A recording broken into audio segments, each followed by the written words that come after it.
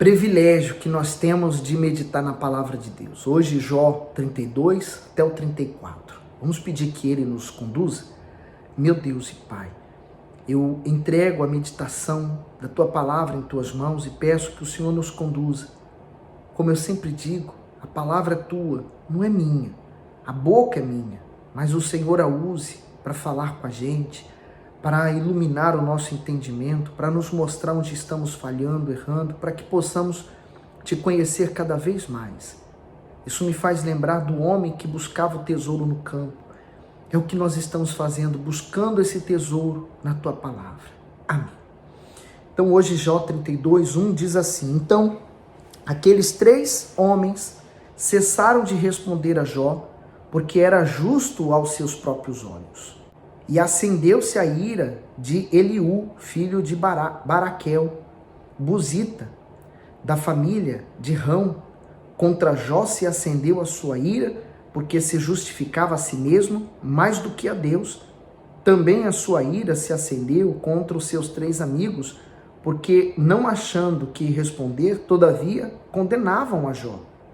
Eliú, porém, respondeu para falar a Jó, porquanto tinham mais idade do que ele. Vendo, pois, Eliú que já não havia resposta na boca daqueles 3 homens, a sua ira se acendeu. Parece que tem pessoas que elas têm prazer em ver o mal dos outros, né?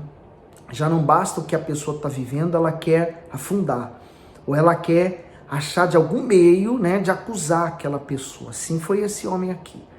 Diante de tudo que aconteceu, né, os próprios amigos de Jó reconheceram que ele era justo, né? Já que o acusaram, fizeram de tudo, mas ele expressou, né, que estava sendo justo. Esse homem não aceitou, não. Ele queria ser o próprio Deus, né? Ele está se colocando no lugar de Deus, julgando Jó. O comentário do bispo diz assim: Eliú, o mais jovem dos amigos, começa a falar após o silêncio dos demais. Ele era descendente de Buz, filho de Baraquel, parente de Abraão. Portanto, o mais próximo de Jó, devido ao seu parentesco. Eliú demonstra indignação ao ver que todos falharam em convencer o amigo de seus pecados.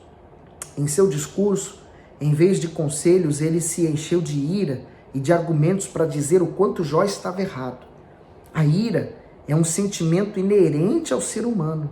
Está lá em Efésios 4:26. No entanto, quando é desmedida, se manifesta por meio da agressividade, o que se torna pecado diante de Deus. As palavras ditas com esse tipo de sentimento têm efeito avassaladores na alma. Por isso, antes de falar, precisamos avaliar as motivações e as emoções que impulsionam nossas palavras. Então, quer dizer, nesse estado de ira, ele com certeza iria ferir, né, a Jó, porque a pessoa, quando ela está irada, ela não costuma pensar antes de falar, ela fala o que vem na cabeça. Então, normalmente essa pessoa fala qualquer besteira e fere as outras pessoas. Seguindo para o 6, ele diz: E respondeu Eliú, filho de Baraquel, o buzita, dizendo: Eu sou de menos idade, e vós sois idosos. Receei-me e temi de vos declarar minha opinião. Dizia eu: Falem os dias e as multidões dos anos, ensine a sabedoria. Na verdade, há um espírito no homem, e a inspiração do Todo-Poderoso o faz entendido. Os grandes não são sábios, nem os velhos entendem o que é direito. Assim digo: dai-me ouvidos e também eu declararei a minha opinião. Eis que aguardei as vossas palavras e dei ouvido às vossas considerações, até que buscasseis razões. Atentando, pois, para vós, eis que nenhuma de vós há que possa convencer a Jó, nem que responda às suas razões. Engraçado, convencer a Jó, né? Ele dizendo-se ser justo e não, eu vou convencer você que você é um pecador, que você errou e essa consequência levou você a isso, né? Você vê que a pessoa, quando ela não tem discernimento espiritual, ela pode levar ou pôr tudo a perder. No 13, para que não digais, achamos a sabedoria, Deus o derrubou, e não homem algum. Ora, ele não dirigiu contra mim palavra alguma, nem lhe responderei com as vossas palavras. Estão pasmados? Não respondem mais? Faltam-lhe as palavras? Esperei, pois, mas não falam, porque já pararam e não respondem mais. Também eu responderei pela minha parte. Também eu declararei a minha opinião, porque estou cheio de palavras. O meu espírito me constrange. Eis que dentro de mim sou como um mosto, sem respiradouro, prestes a arrebentar como odres novos. Engraçado, né? Ele fala, eu não vou me calar, eu vou falar. Sabe aquela pessoa que é muito sincera? Ela diz assim, não, eu sou uma pessoa extremamente sincera. E eu falo tudo, quer dizer, ela comete o sincericídio, já ouviu falar? Por ser muito sincera, ela comete a própria morte, quer dizer, ela fala demais, né? A gente tem que ser equilibrado, saber o que falar na hora certa, no momento certo, e há momentos que a melhor coisa é estar calado. Ele aqui não, ele falou, eu vou falar, o que vocês não falaram, agora eu vou falar. E aí ele continua aqui, ó, no 20, né? Falarei para que ache alívio, abrirei os meus lábios e responderei. Que não faça eu acepção de pessoas, nem use de palavras lisonjeiras com o homem, porque não sei usar de lisonjas. Em breve me levaria o meu Criador. O comentário final diz assim, palavras lisonjeiras. Vivemos em uma sociedade de relacionamentos superficiais, hipócritas, baseado em adulações com fins interesseiros. A bajulação é a arma proferida dos oportunistas que a usam para tirar vantagens. Bajular é exagerar no elogio a alguém com o objetivo de conseguir ou manter um benefício. Para a pessoa que faz isso, não importam os meios, vale tudo, para que os seus objetivos sejam alcançados. Aqueles que gostam de ter o ego massageado pelas lisonjas, fortalecem cada vez mais esse tipo de conduta por parte dos aduladores. No entanto, cedo ou tarde, serão vítimas disso. O Deus eterno não tolera a hipocrisia, mas se agrada da sinceridade. Assim, quem é dele tem virtudes que dispensam todo tipo de comportamento falso e interesseiro. Além disso, não precisam bajular ou ser bajulado.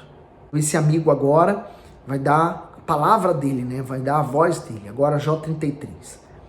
Assim, na verdade, ó Jó, ouve as minhas razões e dá ouvidos a todas as minhas palavras.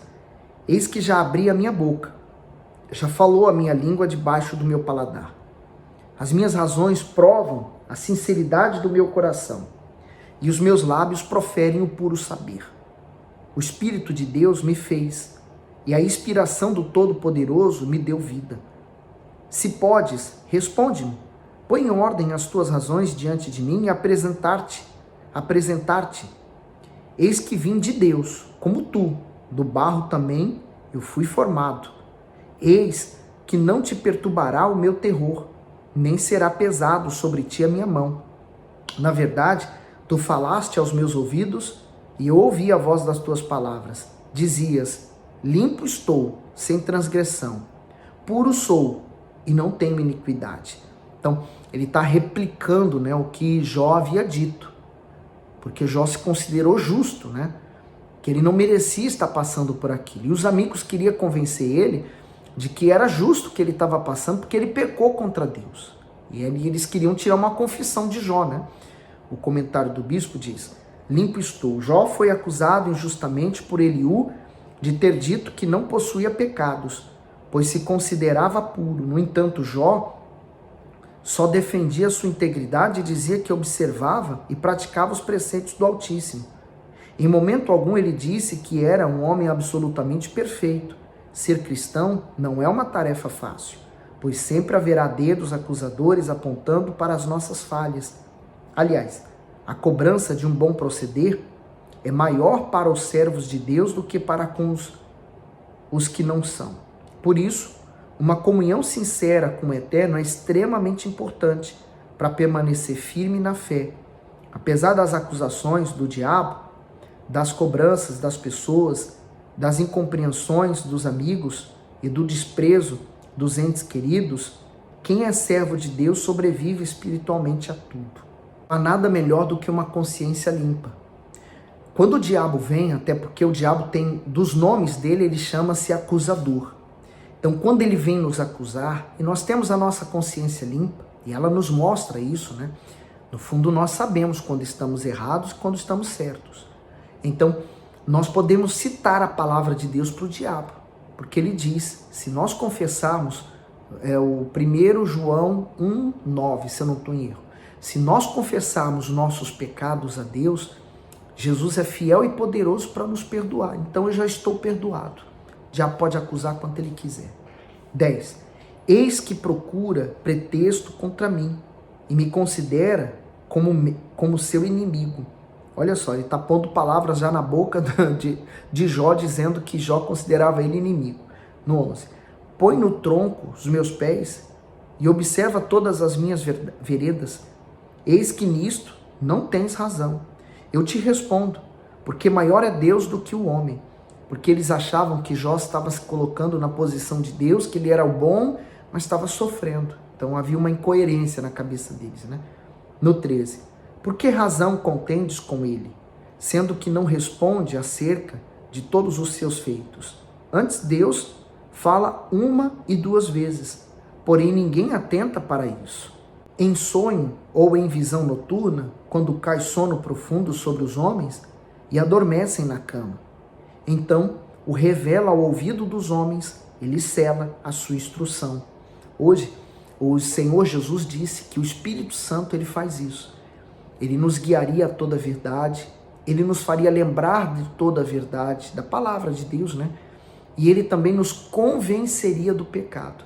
Então a função do Espírito Santo na vida de alguém é essa, é manter a salvação dela neste mundo de terror, né? Nesse mundo guiado e dirigido pelo próprio Satanás. No 17, para adaptar o homem daquilo que faz e esconder do homem a soberba, para desviar a sua alma da cova e a sua vida de passar pela espada. Também na sua cama é castigado com dores e com incessante contendas nos seus ossos, de modo que a sua vida abomina até o pão e a sua alma comida apetitosa. Desaparece a sua carne a olhos vistos e os seus ossos que não se viam agora aparecem. A sua alma se vai chegando à cova e a sua vida aos que trazem a morte. Se com ele, pois, houver mensageiro, um intérprete, um entre milhares para declarar ao homem a sua retidão, então terá misericórdia dele e lhe dirá, livra-o para que não desça a cova, já achei resgate. Sua carne se reverdecerá mais do que era na mocidade e tornará os dias da sua juventude. Descerás, orará a Deus, o qual se agradará dele, e verá sua face com júbilo, e restituirá ao homem a sua justiça. O comentário do bispo diz, Deus fala sucessivamente ao ser humano na tentativa de alertá-lo e guardá-lo do pecado. A voz do Altíssimo penetra nos ouvidos da nossa alma para trazer compreensão e nos afastar das más intenções e do orgulho. Mas devido à ignorância espiritual, não são todos os que a ouvem. Toda disciplina por parte do Todo-Poderoso tem por objetivo nos livrar da morte eterna, que é a separação espiritual entre o ser humano e Deus, como consequência das transgressões. Por isso, aquele que recebe a disciplina de bom grado e ouve atentamente a voz de Deus, possui paz, prosperidade, alegria e restauração da vida, além da salvação da alma. E sabe, todas as pessoas quando fazem algo de errado, algo toca nela dizendo que está errado o que ela está fazendo. Normalmente a pessoa ela não entende que aquilo que ela está fazendo está errado. Ela sente algo estranho, que não se sente confortável, mas faz. Ou faz porque a sua alma gosta, mesmo sabendo que não está bem, mas todo mundo sabe quando está fazendo algo de errado. Às vezes Deus está tocando nela, mas ela não está entendendo que Deus está falando com ela. Ela continua se enganando, enganando a si mesma. No 27, olhará para os homens, e se algum disser, pequei, e perverti o direito, o que de nada me aproveitou. Porém Deus livrou a minha alma de ir para a cova, e a minha vida verá luz. Eis que tudo isto é obra de Deus, 2 e 3 vezes para com o homem, para desviar a sua alma da perdição e o iluminar com a luz dos viventes. O comentário diz, para desviar a sua alma da perdição. Há um propósito superior em tudo o que acontece na vida dos justos. Em algumas situações, o Altíssimo permite aflições para evitar que no futuro a pessoa peque e caia na fé. Esse é o trabalho preventivo de Deus para impedir que venhamos nos afastar dele. E aí, eu quero só fazer uma observação no que o bispo está escrevendo. Por vezes a pessoa ela fala assim, mas eu perdi tal coisa, eu perdi tal trabalho, eu saí de tal lugar. E a pessoa às vezes não entende que aquilo é o cuidado de Deus para com ela. Deus está livrando ela também de alguma coisa, nós não sabemos. A dor da perda, às vezes, vale mais a pena do que você se manter naquilo e aquilo te levar para o inferno. O pecado, ainda que seja íntimo, precisa ser imediatamente corrigido. Jó era um homem de muitas qualidades, mas se apoiava em sua própria justiça. Ele não conseguia enxergar que tudo, mesmo as situações ruins e incompreensíveis, iria contribuir para o seu bem. Afinal, Deus trabalhava em seu favor. O método usado pelo Todo-Poderoso para nos disciplinar e ensinar é muitas vezes difícil de ser compreendido, mas traz ensinamentos valiosos. Ao passarmos pelas tempestades da vida, que possamos estar prontos para ouvir, aprender e sair delas muito melhores. Aí talvez você até diga assim, mas é fácil falar assim. Para o Bispo Macedo é, porque ele já enfrentou tantas lutas, ele já passou tantos desertos, ele já enfrentou tanta gente e ele continua firme, então ele é um grande exemplo também. Mas é claro que no momento da dor, que você está sentindo a dor na alma, não é fácil você pensar assim.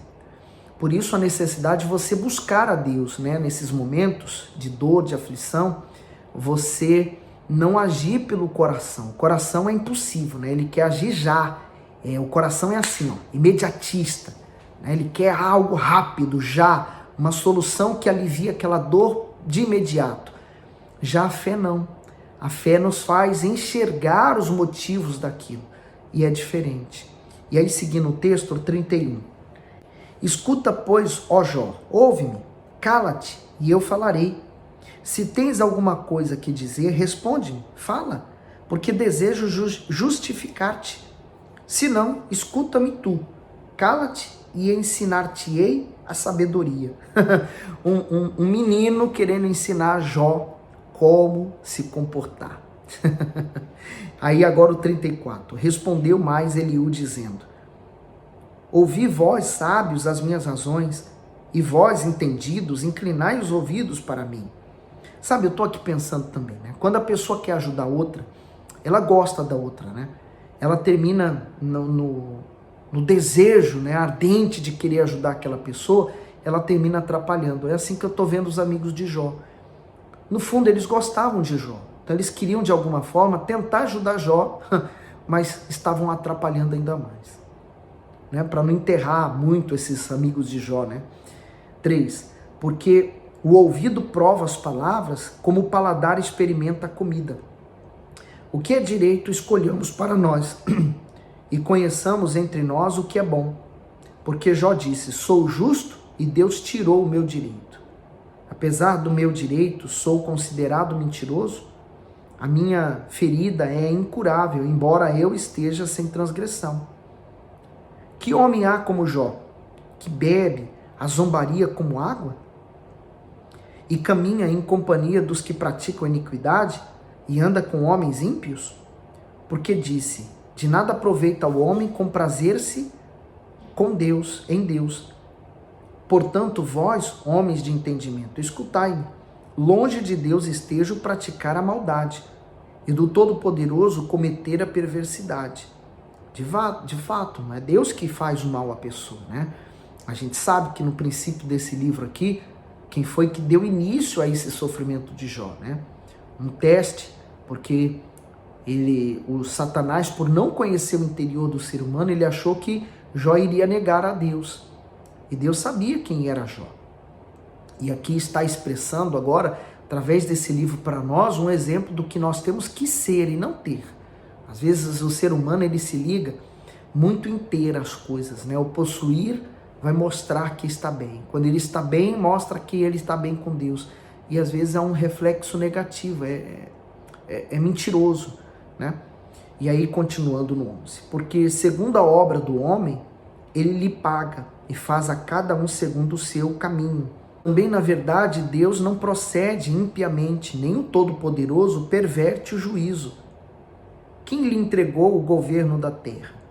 E quem fez todo o mundo? Se ele pusesse o seu coração contra o homem e recolhesse para si o seu espírito e o seu fôlego, toda a carne juntamente expiraria e o homem voltaria ao pó. O comentário diz assim: Deus não procede impiamente. É impossível o Altíssimo cometer algum erro. Essa instrução sobre a perfeição divina dá ao ser humano a certeza de que o Todo-Poderoso age sempre com integridade e bondade. Ele jamais perverteria a sua justiça tratando o ser humano de forma injusta, arbitrária ou parcial.